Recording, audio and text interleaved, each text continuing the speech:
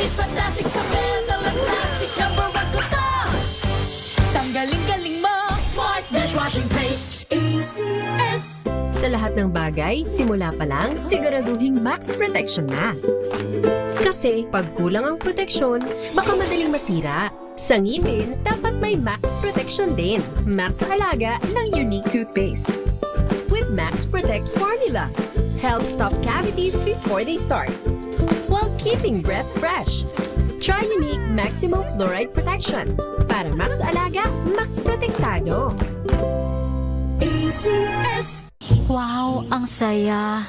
Isang barangay na labada, puro mancha pa. Goodbye, pahinga. Mommy, isang laba lang yan sa Pride Bar Blue.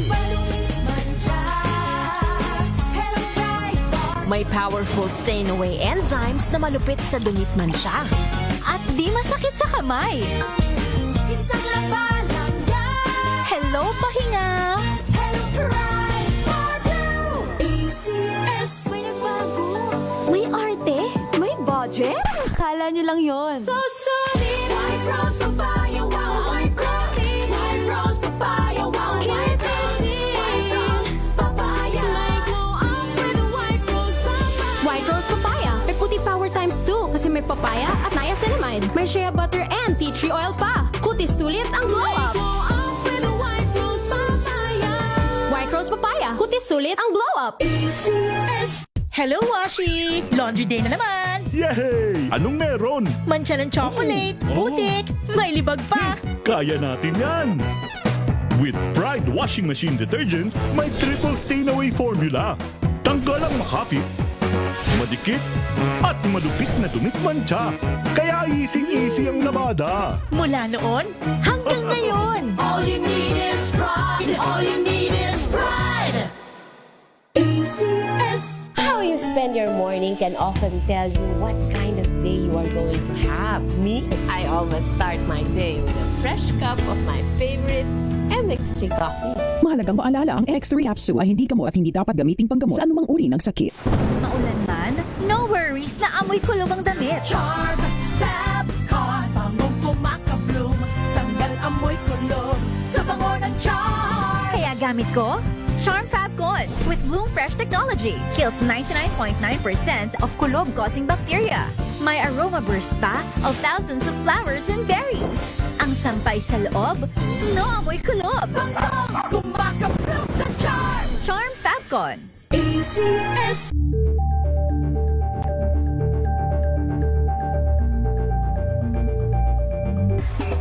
Galalala Fabcon. Galalala Fabcon. Ang bango ng sampayan. Tara na magsayawan. Kalafagton, amoy nakaka-joyful!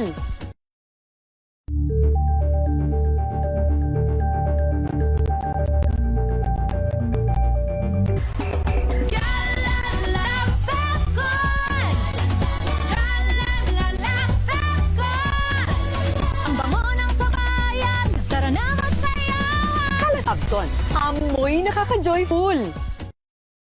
Tinesting, sinuri, siniyasan.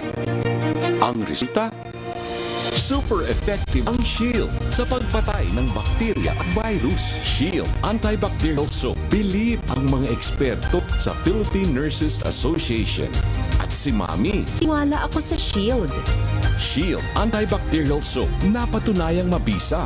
Ang mga nurse, tiwala. ACS. Galalala Fabcon. Galalala Fabcon. Ang bango ng sampayan. Tara na magsayawan. Kalafagton, amoy nakaka-joyful!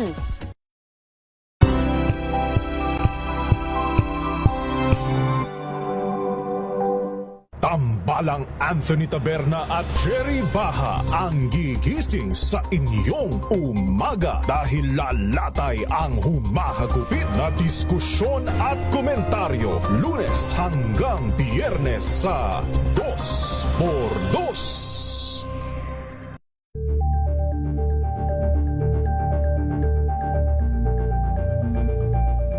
Alamin ang mga maiinit na isyung pambayan, mga balitang kailangan mong malaman, usapin sa pamahalaan, politika, ekonomiya at kabuhayan. Ito ang mga dapat mong malaman, pakialaman at pag-uusapan dahil kayo ang tinig ng mamamayan dito sa Damdaming Bayan.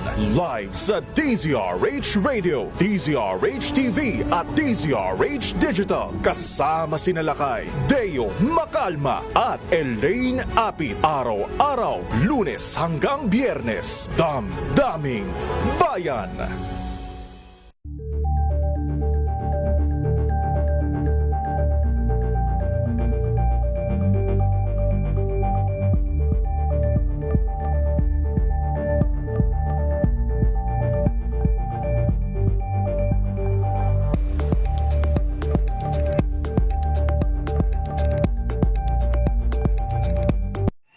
Mga balitang gigising sa inyong umaga. Mga balitang kailangan mong malaman. Mapapakinggan sa ACS Balita sa 2x2.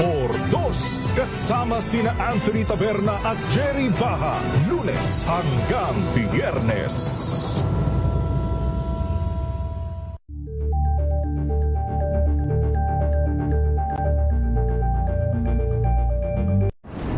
Kung good vibes ang hanap mo, Ang mga broadcaster ng Pilipinas. Oras, Monsenyor Manny Ballesteros, alas 4:08.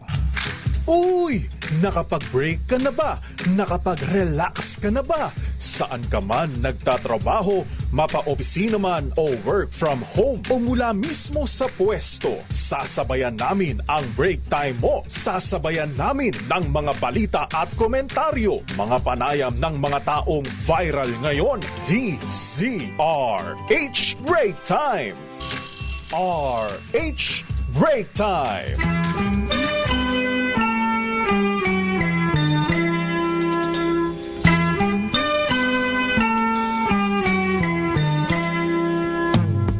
See the curtains hanging in the window in the evening on a Friday night. Little light is shining through the window, lets me know everything's alright. Summer breeze makes me feel fine, blowing through the jacket. Isang mainit na hapon, Pilipinas.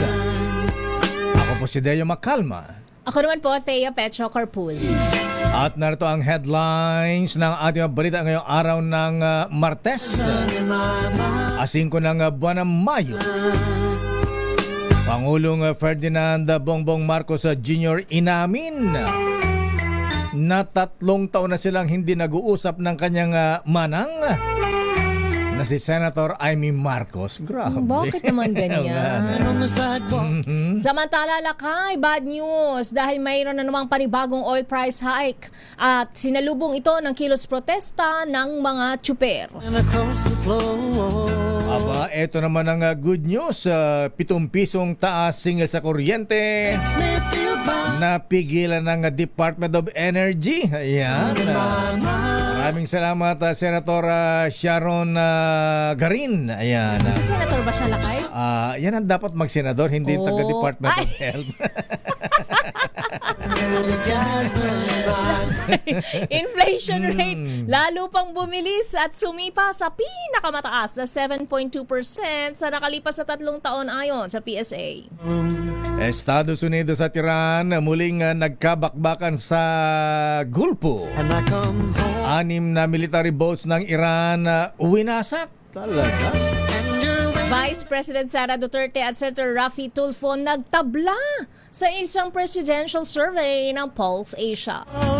Pero lamang si VP Sara laban kay dating VP Leni Robredo. Samantala, Bulkang Mayon nanatili sa Alert Level 3. Pag-aalburuto ng bulkan, nakaapekto sa higit na 55,000 pamilya. Mga taga-Eastern Samar, binala ang maging alerto matapos ang magnitude 6 na lindol. 30 aftershocks na itala ng PHIVOLCS. Sabay-sabay na roll out ng libreng bigas. Aba, aarangkada bukas dito sa Metro Manila. Aba talaga. Ayon kay Metro Manila Council President Yorme Francis Zamora. Sana mabiyayaan din tayo. At ito na lakay. Isa pang gasolinahan na nabiktima ng gas and run sa Quezon City. Suspect hinahunting ng pulisya.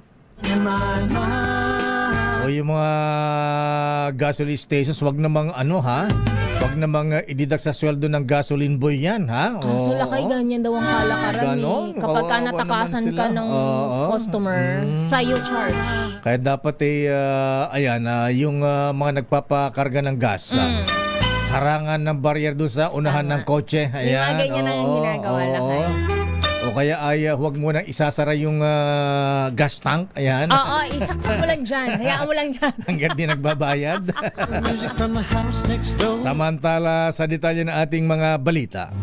So I walk on up to the doorstep. Hindi natinag na matinding sikat ng araw ang mga driver sa Baclaran para magsagawa ng kilos sa protesta kasabay ng pagpapatupad ng dagdag presyo sa diesel at gasolina.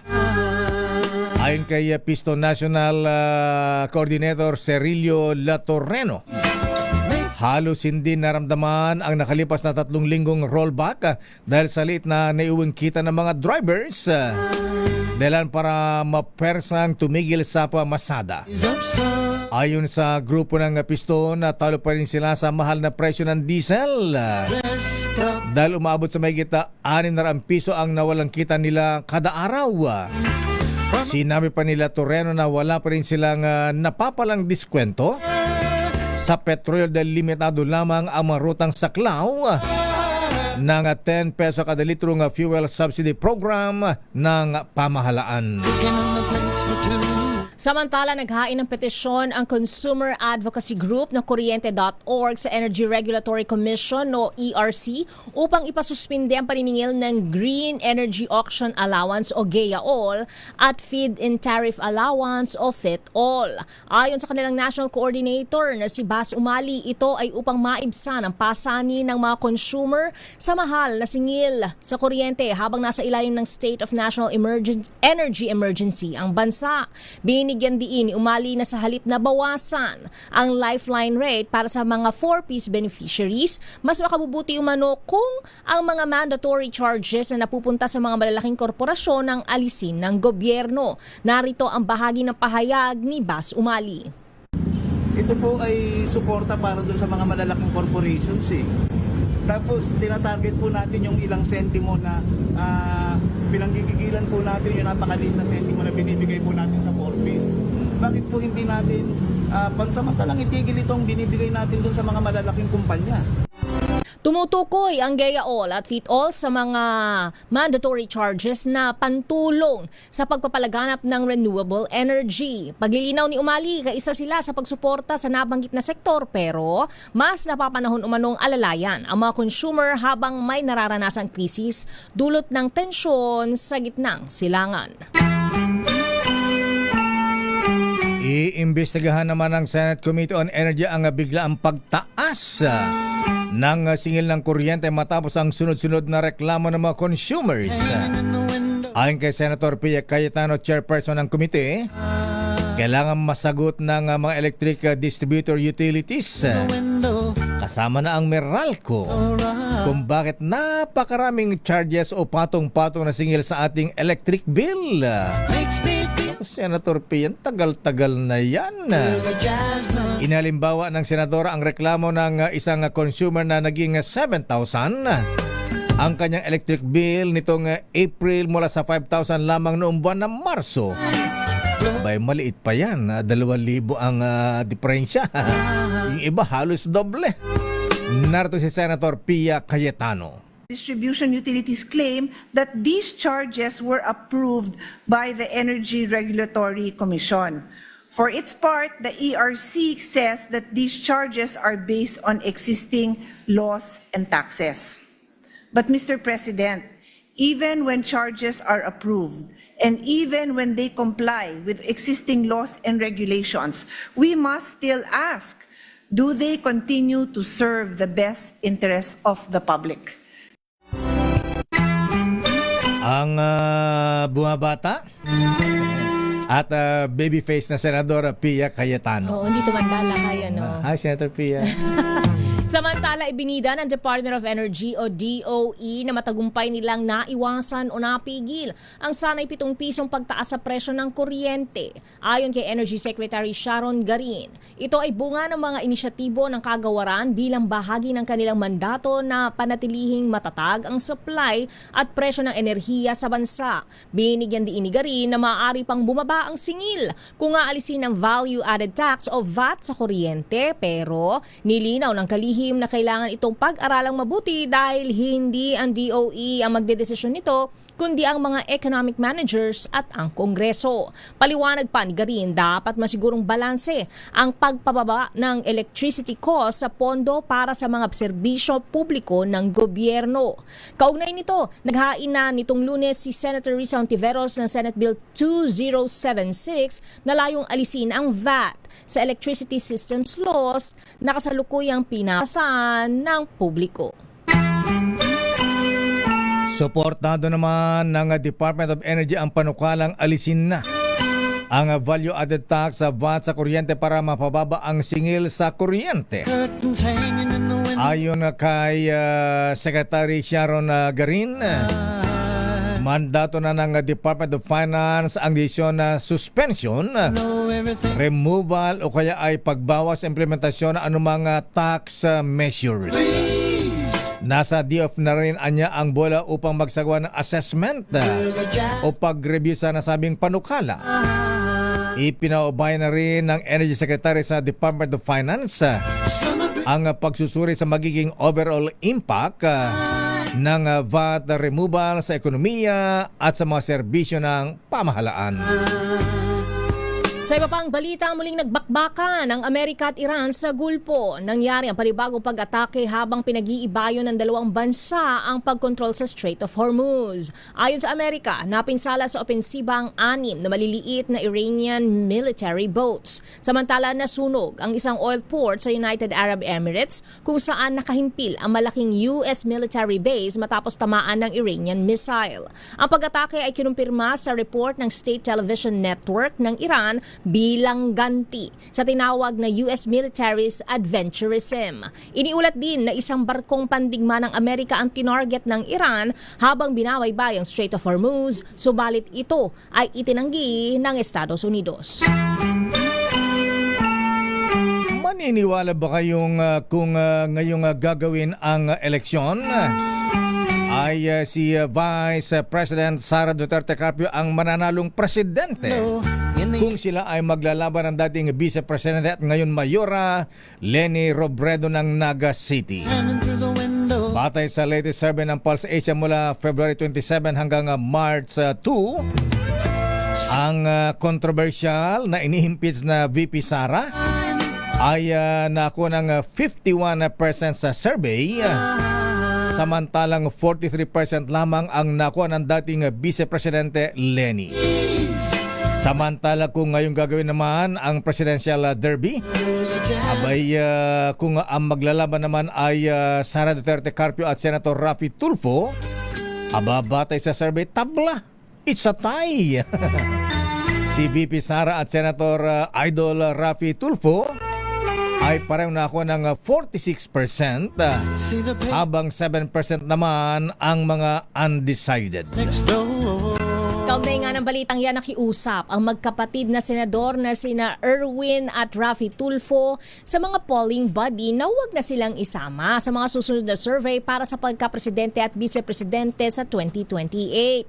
Ayon kay Senator Erwin, nagulat ang kanyang kuya na si Senator Raffy nang mabalitaan ang resulta ng pinakahuling survey kung saan lumabas ang pangalan nito bilang isa sa mga nangunguna. Batay sa survey ng Pulse Asia noong Pebrero 27 hanggang Marso 2, lumalabas na tabla si Senator Raffy Tulfo at Vice President Sara Duterte na kapwa nakakuha ng 46% kung magkakaharap ang dalawa sa isang one-on-one presidential race. Iginiit ni Senator Erwin na wala silang planong tumakbo sa mas mataas na posisyon sa susunod na eleksyon. Narito ang bahagi ng pahayag ni Senator Erwin Tulfo.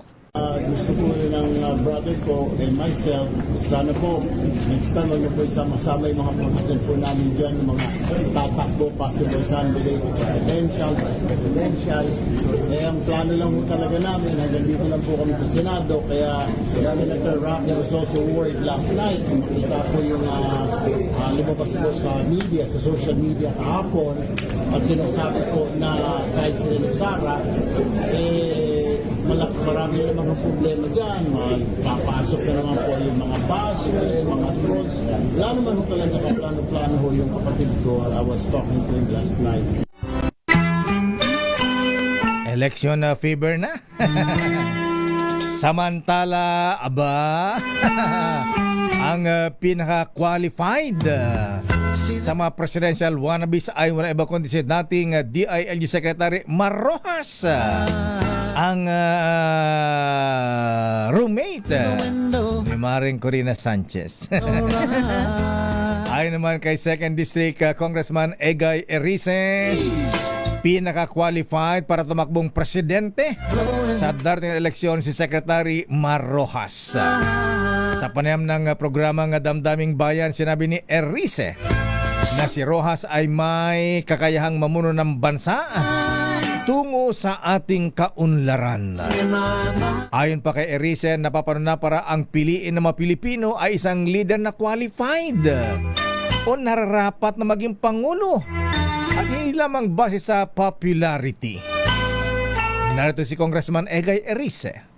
Nakita naman namin noong 2010 to 2016 ay umangat yung bansa natin. After 9 years naman, Duterte, Marcos, bagsak ang Pilipinas. Dati tayo rising economic tiger, ngayon, sick man of Asia ulit. Parang gano'n. So, ibig sabihin, ba't hindi natin ibalik yung swerte? At kailangan natin talaga yung continuity ng good governance. At isa sa pinaka-competent, pinaka-qualified yan, si Mar Rojas. Aba, dapat para yung interviewin ni Maring ko rin sa bilyonaryo, si Mar Rojas. Para may publicity. Para sumikat ulit. Samantala lang kay... Huwag lang sesemplang sa motor, ha? Inamin ni Pangulong Ferdinand Marcos Jr. na halos 3 taon na silang hindi nag-uusap ng kanyang manang na si Senator Amy Marcos. Ayon kay Palace Press Officer Claire Castro, tugon ito ng Pangulo kasunod ng pahayag ng Senadora na non-existent na ang relasyon nilang magkapatid. Kinumpirma rin mismo ng Pangulo na hindi na dumadalo si Senator Amy sa mga pagtitipon ng pamilya sa nakalipas na mga taon. Hindi na nagbigay ng dagdag na detalye ang Malacanang tungkol sa dahilan ng hindi pag-uusap ng magkapatid. Narito ang bahagi ng pahayag ni Yusek Castro. Ante Claire. Ante. Asan? Apaya ni Ante Ante RHTV. Ate Agsao. Hanga ni Pangulo. Awanan. Anyamutan. Madi. Samantala, nakapagtala ang Philippine Institute of Volcanology PHIVOLCS ng 31 aftershocks hanggang alas 1 ng umaga kanina matapos ang magnitude na 6.0 na lindol sa Eastern Samar kahapon. Ayon sa PHIVOLCS, ang mga aftershocks ay may lakas na magnitude na 1.2 hanggang 3.2. Pero wala namang ibinabang tsunami warning alert ang PHIVOLCS. Ngunit pinapayon pa rin ang publiko na manatiling alerto dahil posibleng magpatuloy ang mga aftershocks sa Eastern Samar sa mga susunod na araw. makes me Samantala, umabot na sa 55,590 ang bilang ng mga apektadong pamilya sa pag-aalboruto ng Bulkang Mayon ayon sa Office of Civil Defense. Batay sa talaan ng OCD, ito ay katumbas ng 199,367 na individual na nakatira mula sa 124 na mga barangay. Sa nasabing bilang, 1,444 na mga pamilya o 5,459 na katao ang kasalukuyang nasa evacuation centers habang 26 na pamilya nang inasistihan sa labas ng evacuation. Patuloy ang mabala ng PHIVOLCS at LGU sa mga residente na maging alerto dahil sa patuloy na aktibidad ng Bulkang Mayon. Babalikan natin ang ilang pang detalye ng ating mga balita. Nako, yung pong low pressure area, mahabigan yung isa sa dalawang LPA. Pumasok na sa PAR at ito yung naging ganap ng bagyo sa pangalang Bagyong Kaloy. Sana muling lumakas ang bagyo sa mga lugar na may mga ghost flood control projects. Ayan. Para magkaalaman na at para hindi makalimutan. Ayan. Ang mga sangkot sa flood control scandal. Tama.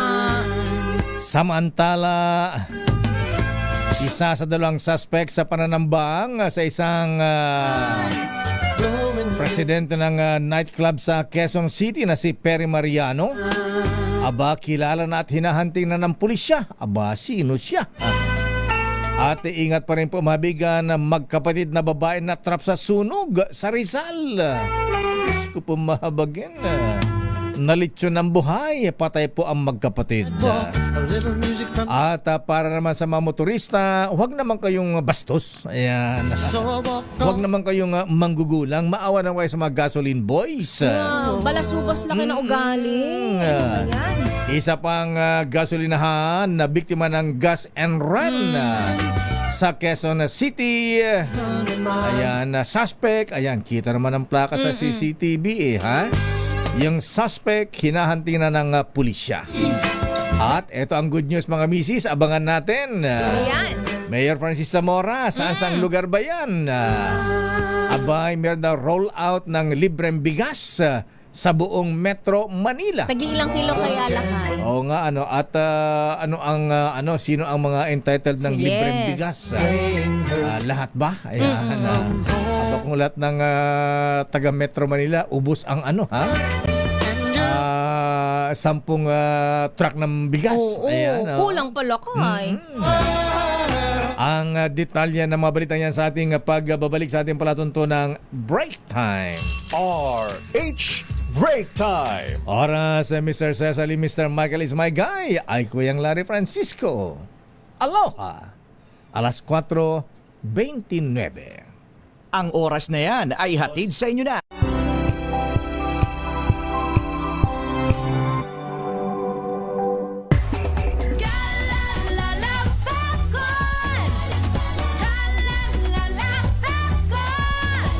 Ang bango ng sampayan, tara na magsayawan. Calefabcon, amoy nakaka-joyful.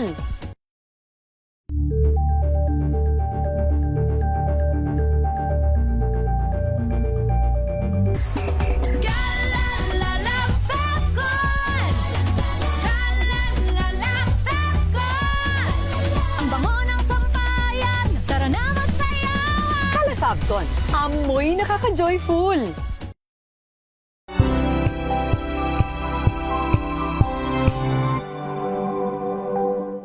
Maulan man, no worries na amoy kulob ang damit. Charm Fabcon, bangong kumaka-bloom, tanggal amoy kulob sa bango ng Charm. Kaya gamit ko, Charm Fabcon with Bloom Fresh Technology. Kills 99.9% of kulob-causing bacteria.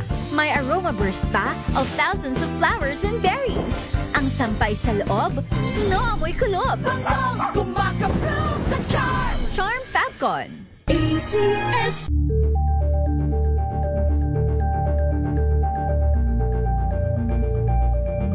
Hello, Washi! Laundry day na naman! Yay! Anong meron? Mancha ng chocolate, putik, may libag pa! Kaya natin yan! With Pride Washing Machine Detergent, may triple stain away formula. Tanggal ang makapit, madikit, at malupit na dumit mancha. Kaya easy-easy ang labada. Mula noon hanggang ngayon. All you need is pride. All you need is pride. ACS.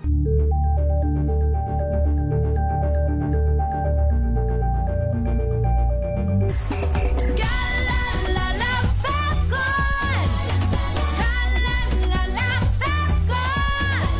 Ang bango ng sampayan. Tara na magsayawan. Kalafabcon, amoy nakaka-joyful.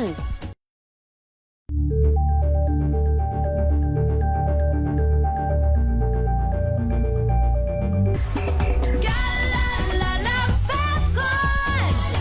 Galalala Fapcon. Ang bango ng sampayan. Tara na magsayawan. Kalafabcon, amoy nakaka-joyful.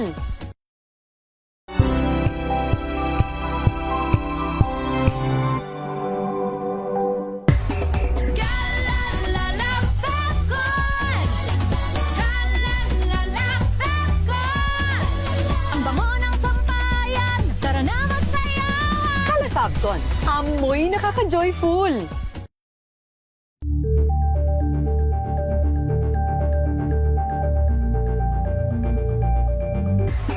Galalala Fapcon.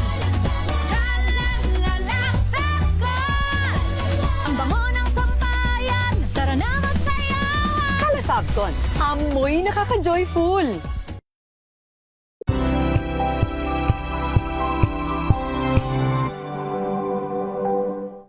Maagang balitaan, maagang usapan sa mga issue at balita. Kasama si Kuya Angelo Palmones sa Magandang Umaga Pilipinas. Mula Lunes hanggang Biyernes.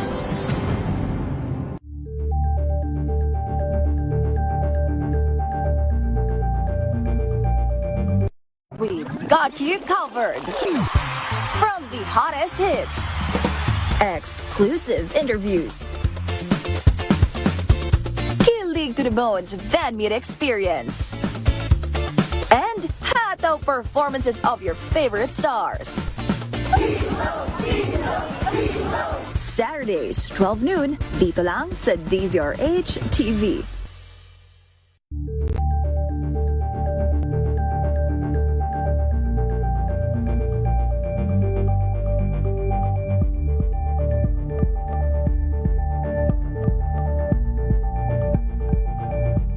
Curious ka ba sa maraming bagay? Kami na ang bahala dyan. Aalamin, tutuklasin at bibigyang linaw namin ang mga katanungang bumabagabag sa inyong isipan. Sa programa kung saan ang bawat sagot ay galing lamang sa mga eksperto.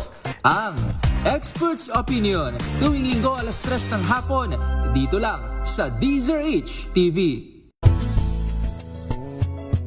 Number 1 na naman ang inyong DZRH sa latest survey ng Kantar Media na inilabas nitong January 2026. Hindi lang sa Metro Manila, kundi pati rin sa Mega Manila.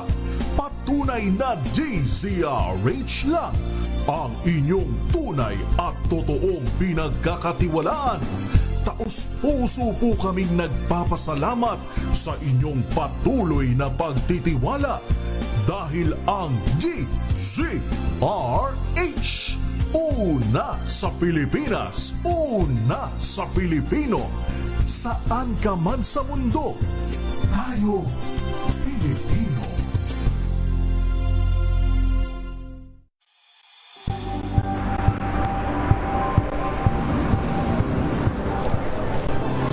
Ating mga eksperto dito lang sa Expert Opinion. Ito ang The Better News. TNVS. Trending and isang kwento, iba't ibang anggulo. Dito sa Point. Bawat pananagutan ating tatalakayin dito sa Hoy. Bawal yan. Filipino, dito lang sa DZRH. Matchable entertainment and lifestyle. Ito ang MBC TV Network News. Una sa Pilipinas, una sa Pilipino.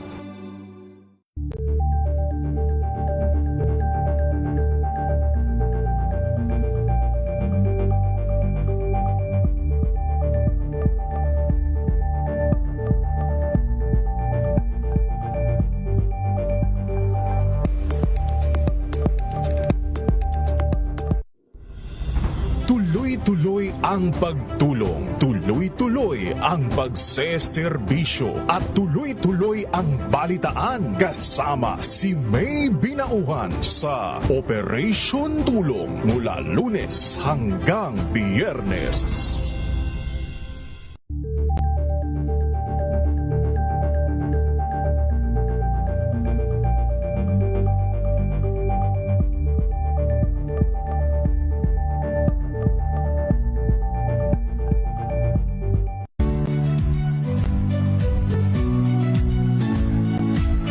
Magandang araw mga kaibigan. Ito po ang inyong balerina ng bayan, si Lisa Makuhay Lizalde, na nag-aanyaya sa inyong samahan kami at ang aming mga espesyal na panauhin para sa kalahating oras ng masayang kwentuhan sa aming programang Art to Art, kung saan ang usapang sining at kultura ay para sa lahat. Huwag kaliligtaan, tuwing linggo, alas 3:30 ng hapon, dito lamang sa DZRH Radio, DZRH TV, at via online streaming.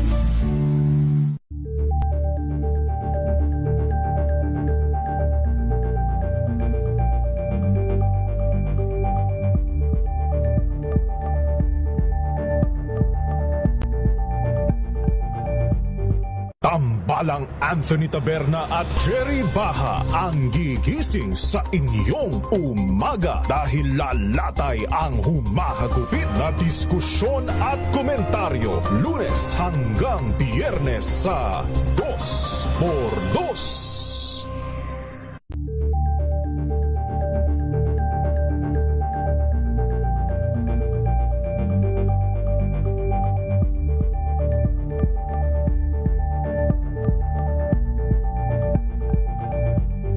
Alamin ang mga maiinit na isyung pambayan, mga balitang kailangan mong malaman, usapin sa pamahalaan, politika, ekonomiya at kabuhayan. Ito ang mga dapat mong malaman, pakialaman at pag-uusapan dahil kayo ang tinig ng mamamayan dito sa Damdaming Bayan. Live sa DZRH Radio, DZRH TV at DZRH Break Time. Oras Miss Thea. Ganap ng alas 4:38.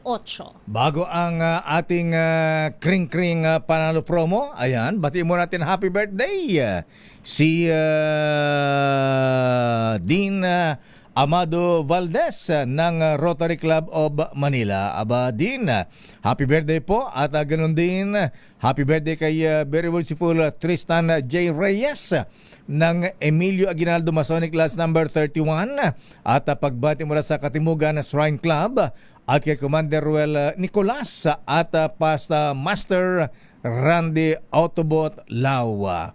Advance happy birthday Kuyang Judge Esteban Pedro Lim. At kay Kuyang, anong ranggo mo na Kuyang Rex? Colonel ka na ba? Ha? Kuyang Colonel Rex Taginod ba? Ng TM Calao Lads. Aba, totoo ba ito? Aba, binabati ni AFP Chief General Omet Browner at Defense Secretary Gibo Chodoro. Nga pala Secretary Gibo, wala bang planong tumakbo ulit na presidente? At happy birthday din kay Mr. Ding Loplana ng PMA Sandigan 82. At congratulations kay Kuyang Brigadier General Mariano Rodriguez, inappoint bilang Police Regional Office Chief ng Cagayan Valley. Congratulations, Kuyang General Mariano Rodriguez. At reminder nga pala sa ating mga nobilities, ayan, para sa 85th Mabuhay Shriners Hatsads o Ceremonials. Aba, ito'y gaganapin ng mga kuyang sa May 21 to 23 sa El Pescador Resort Hotel sa Bulinaw, Pangasinan. Ang host ay ang Maginoo Shrine Club. Panawagan mo lang kay Illustrious Potentate, Right Worshipful Hussein Shamsuddin, Bito Cruz, TM Calao, Bosta Kalay. Ayan.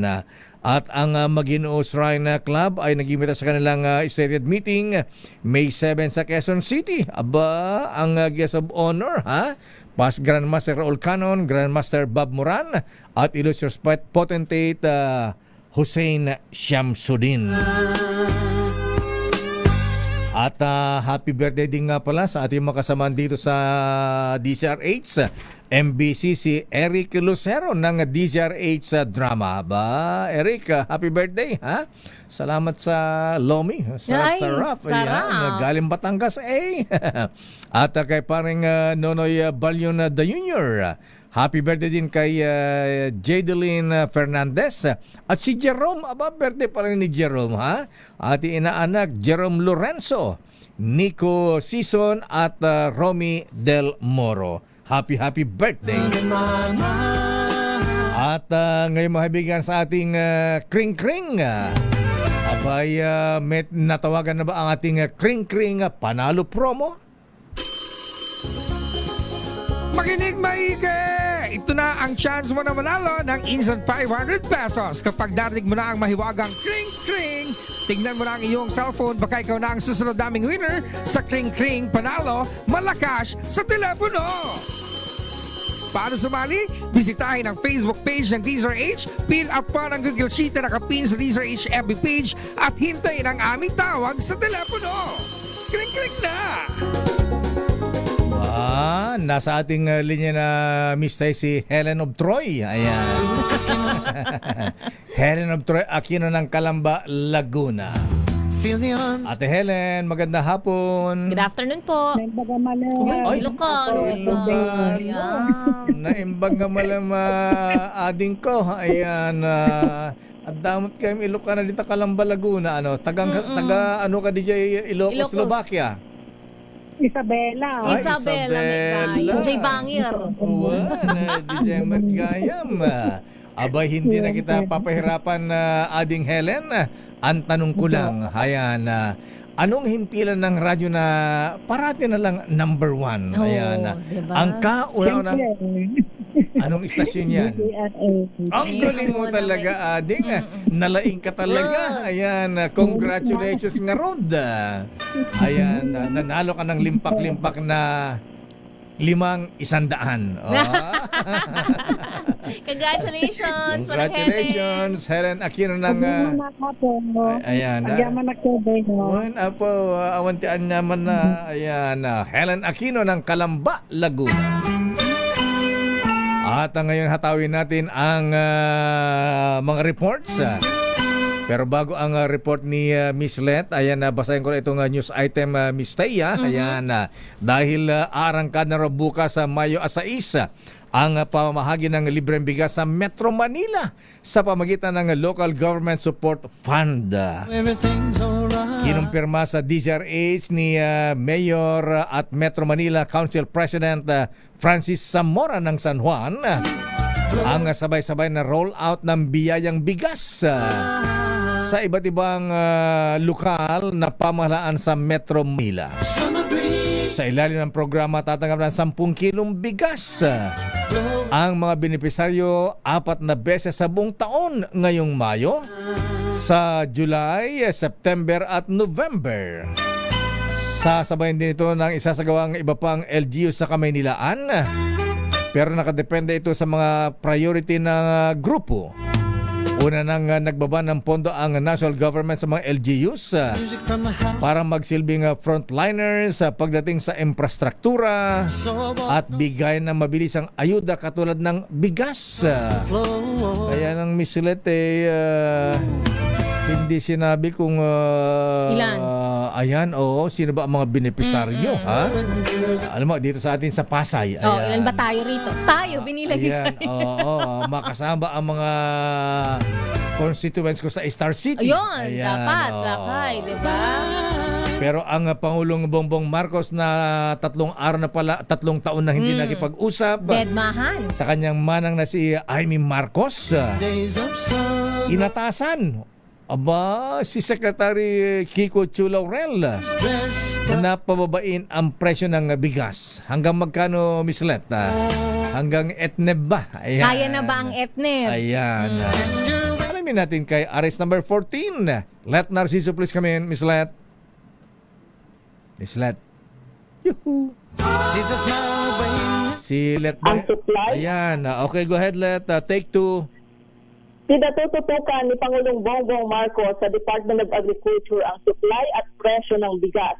Ayon kay Palas Press Officer Claire Castro, partikular na iniutos ng Pangulo kay DA Secretary Francisco Chu Laurel Jr. na pababain ang presyo ng bigas. Sa uplift meeting sa Malacanang kanina, nagbigay rin anya ng direktiba ang presidente na aksyonan ang hoarding at profiteering. Sabi ni Castro, binigyang diin ni Pangulong Marcos na hindi dapat hayaan ang anumang pag-abuso sa sitwasyon ngayon na may krisis sa Middle East. Narito si Yusek Castro. At kapag napatunayan na may sabuatan para tumaas ang presyo ng bigas, hindi mag-aatubili ang gobyernong kasuhan ang mga sangkot at ang maaaring pagpapataw ng price cap. Sa ngayon, ang utos ng Pangulo kay Secretary Chu Laurel Jr. ay gawin ang lahat ng paraan para ibaba ang presyo ng bigas. Si Palas Press Officer Claire Castro. Ito si Letter Let- para sa DZ. Yes, Akay? Pakisabi kay Yusek Claire Castro, bago siya naman mag-workshop sa DCRH sa drama. Ayan. Bakit na? Natitigasan ka ba sa delivery, Lakay? Hindi, dapat yung mga magandang balita na ganyan. Hindi galit. Ayan.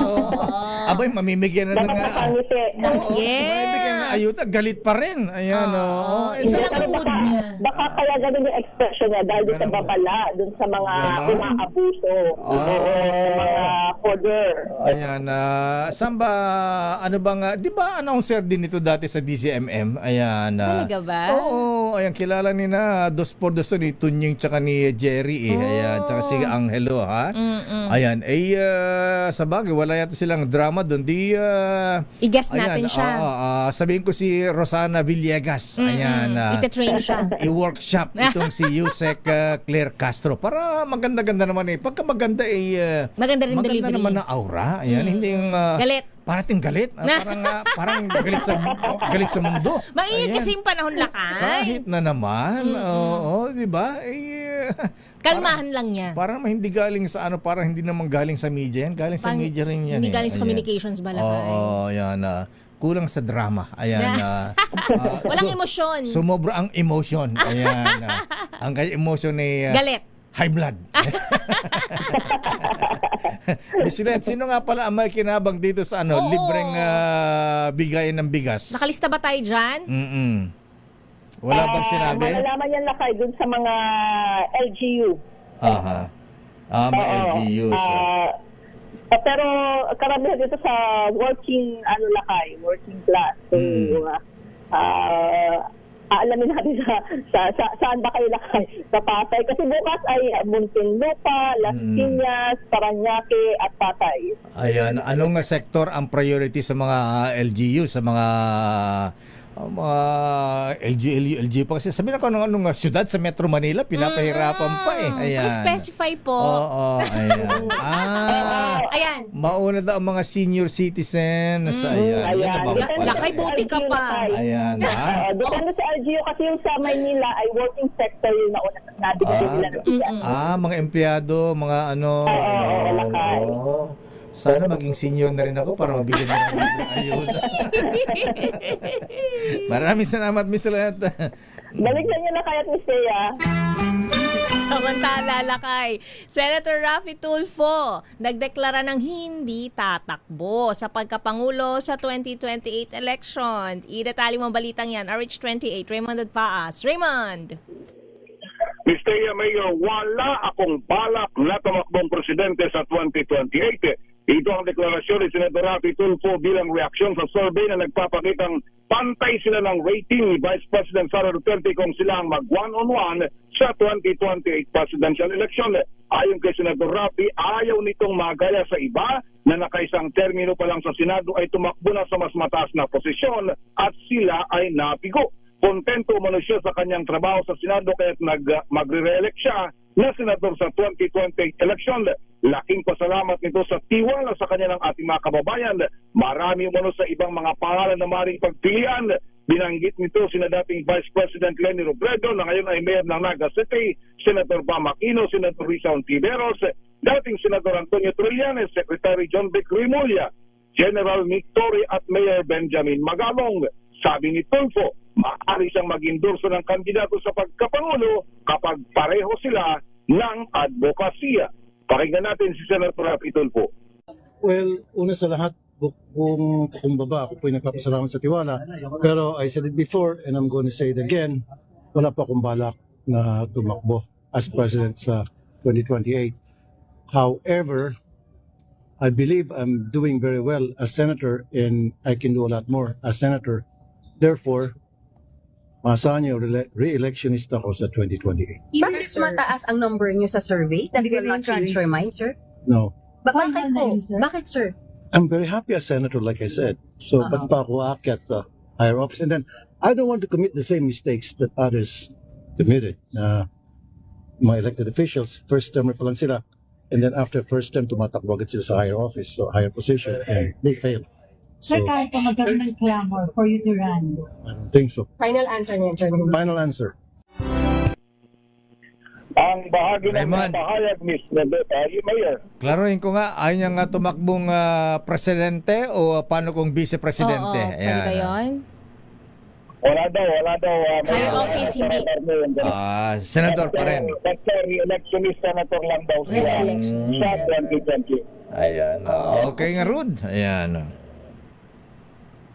Sana hindi ka... Banggitin ko din lang, Mayor at Ms. Teya, na kanina lamang ay nag-deliver na ni Senator Ping Lacson yung kanyang chairman's progress report sa investigasyon ng Senate Ribbon Committee sa flood control of anomaly at dito muli niyang pinasaringan itong si Senador Dante Marcoleta at ngunit sa dulo ay hindi na ito tumanggap ng interpellation hanggat hindi daw na i-record o napipirmahan ng yung partial committee report na kanyang isinometry. Kaya hindi nabigyan ng pagkakataon na makapag-interpellate si Senador Dante Marcoleta, bagkus ay nabigyan lamang ito ng pagkakataon na magpahayag ng kanyang manifestation. Ito si RH1K, Raymond Advance para sa DZRH, una sa Pilipinas, una sa Pilipino. Maraming salamat. Yes. I'm curious. Ano? Basta ba tumanggi na, meron na ba tayong record na tumanggi tapos tumakbo pa rin sa higher office, mga ganyan? Naman. Ilan kaya yung Pagka hiningi ng bayan yan, matatanggihan mo ba ang bayan kung yan ang clamor, di ba? Calling din, Lakay? Ganyan yan Ayan. Umiiwas lang si Idol Rafi Tulfo. Na mahirap na mag-declare na maaga. Masyado pa babakbahan ka ng todo dyan. Ayan, mabubugbog. Ay, hindi lang yan magbubugbog, magugulpi pa. Report muna mula kay Manang Milky. Ayan, sa'yo ba yan?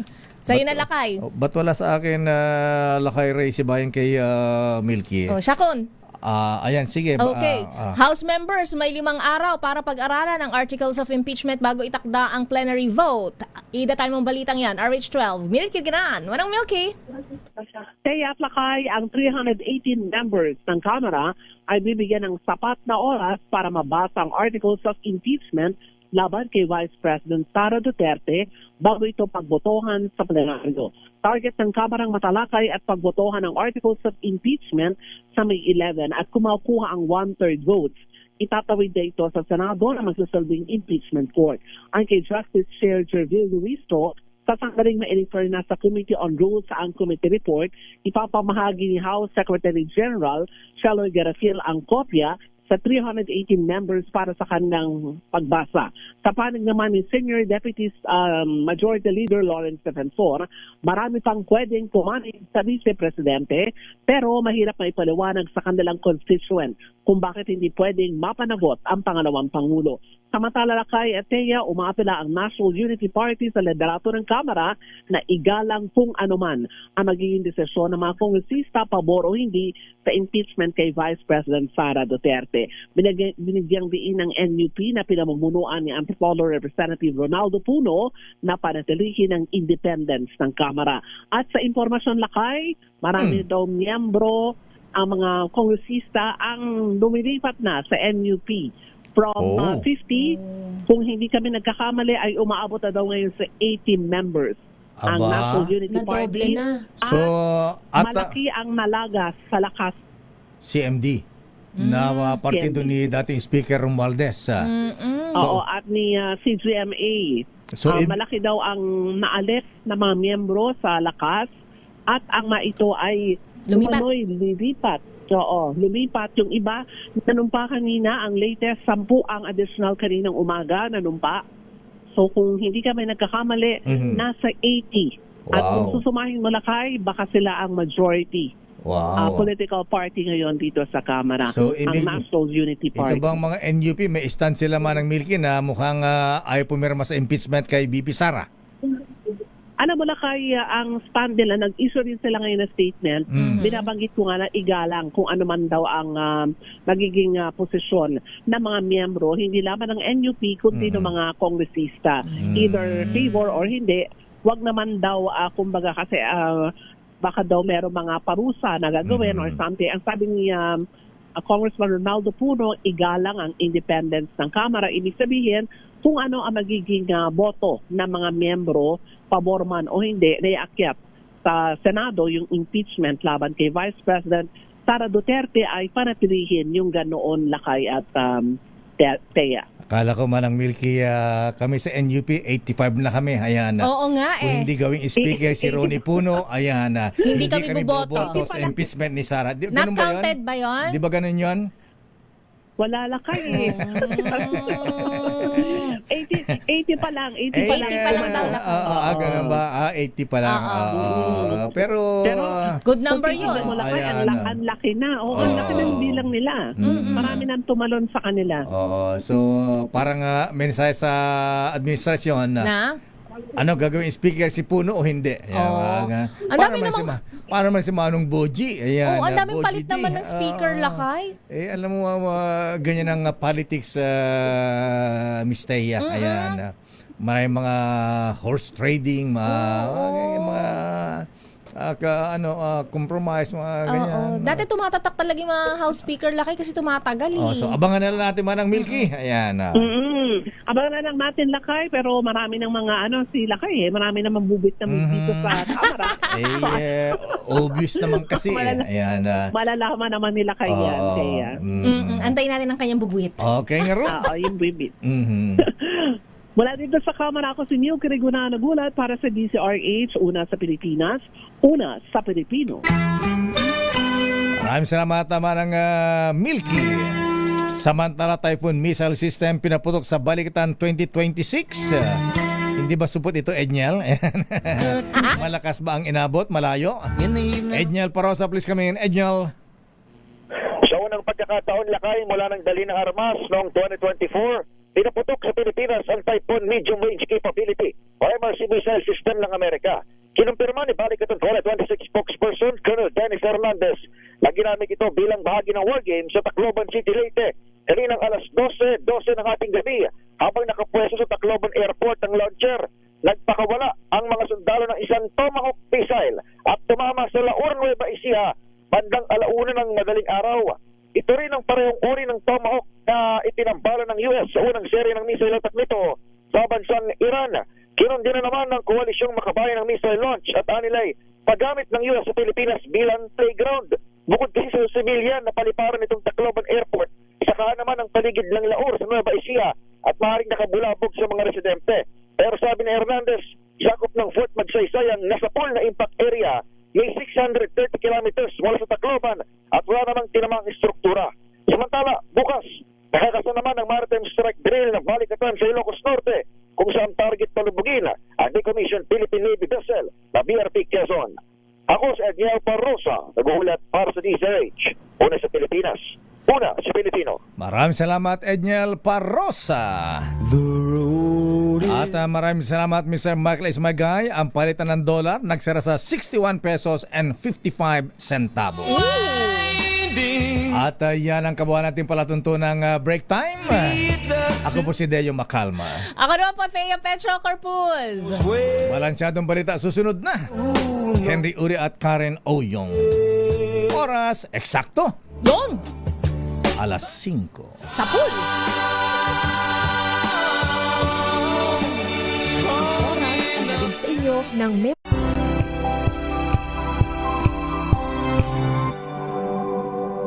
Tinesting, sinuri, siniyasan. Ang resulta, Super effective ang Shield sa pagpatay ng bakterya at virus. Shield Antibacterial Soap. Believe ang mga eksperto sa Philippine Nurses Association. At si Mami. Tiwala ako sa Shield. Shield Antibacterial Soap. Napatunayang mabisa. Ang mga nurse, tiwala. ACS. Tanggaling-galing mo. Smart dishwashing paste ko. Pritong ulam na masebo. Plato ng kaldero.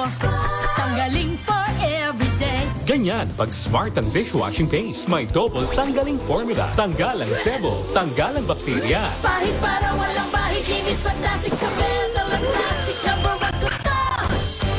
Tanggaling-galing mo. Smart dishwashing paste. ACS. Sa lahat ng bagay, simula pa lang, siguraduhing max protection na.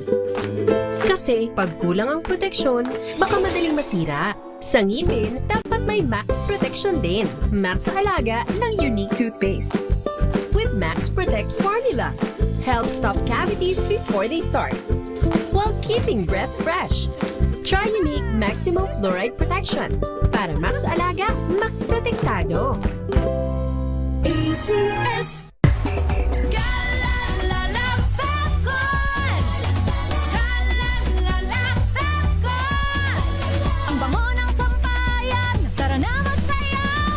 Fabcon, amoy nakaka-joyful.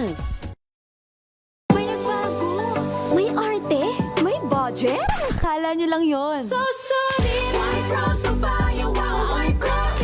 White Rose Papaya, wow, white rose. White Rose Papaya. May glow up with White Rose Papaya. White Rose Papaya. May puti power times 2 kasi may papaya at niacinamide. May shea butter and tea tree oil pa. Kutis sulit ang glow up. White Rose Papaya. Kutis sulit ang glow up. ACS. Wow, ang saya. Isang barangay na labada, puro mancha pa. Goodbye, pahinga. Mommy, Isang laba lang yan sa Pride Bar Blue. May powerful stain-away enzymes na malupit sa dunit mancha.